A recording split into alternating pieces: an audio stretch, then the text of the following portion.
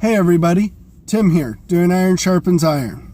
Well, we've reached that point in our political cycle where all the winners start calling the losers crybabies, and all the losers start saying that the winners are totalitarians. Meanwhile, all the moderates, all the people in the middle are saying things like, can't we all just get along? And saying, why do politics have to be so divisive?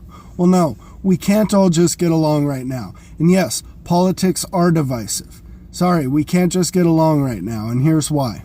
You think that it's your patriotic duty to go out and vote. You think that it's your patriotic duty to be involved in the political process and to inform government how you think that things should be run.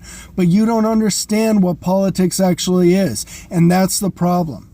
You see, politics is how we decide who gets to use violence against whom in order to force them to do what.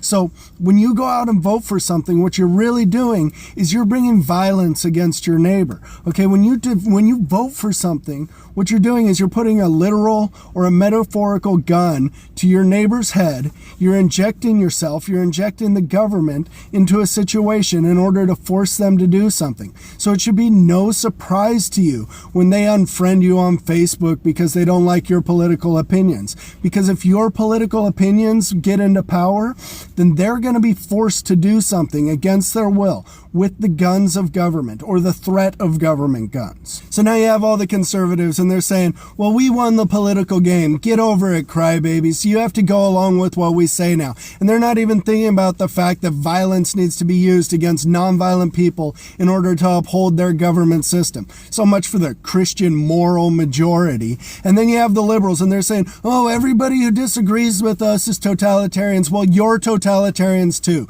You just want to enforce different opinions on people with your government guns. And then all the people in the middle are saying, why can't we just get along? Well, we can't get along because you bought into the idea that in order to have a civilized society, violence needs to be used against nonviolent people in order to uphold it. You bought into that bad idea, and that's why we can't all just get along. That's why politics is so divisive, because you bought into a BS idea that it's okay to use violence against nonviolent people as long as we call it politics. It's not okay. Do you want to help fix the divisiveness in America? Because we can start right here, right now.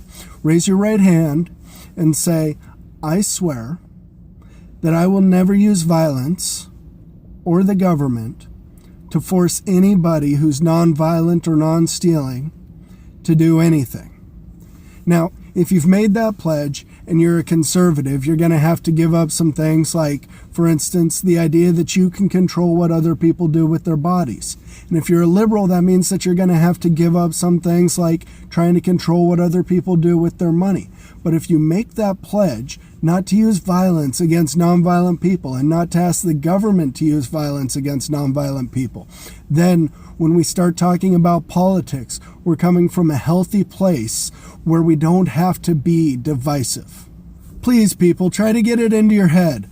Politics and government is all about who gets to use violence against whom in order to force them to do what. But when you reject the idea that it's okay to use violence against nonviolent people, a whole world of dialogue, the whole political landscape will open up to you. See, I have left friends and I have right friends, and we both agree that violence should not be used against nonviolent people.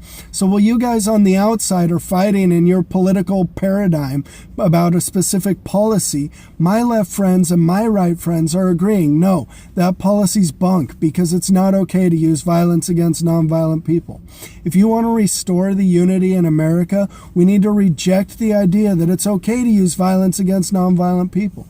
That's how we restore unity. That's how we fix all this divisiveness. Say no to the idea that violence should be used against nonviolent people.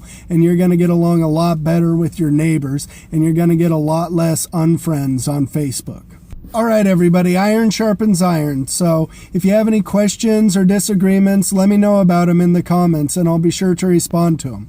Also, like and share my Facebook page or my YouTube channel, both called Iron Sharpens Iron. And be sure to like and share this video if you like what I'm doing. Okay, everybody, have a good day. Bye.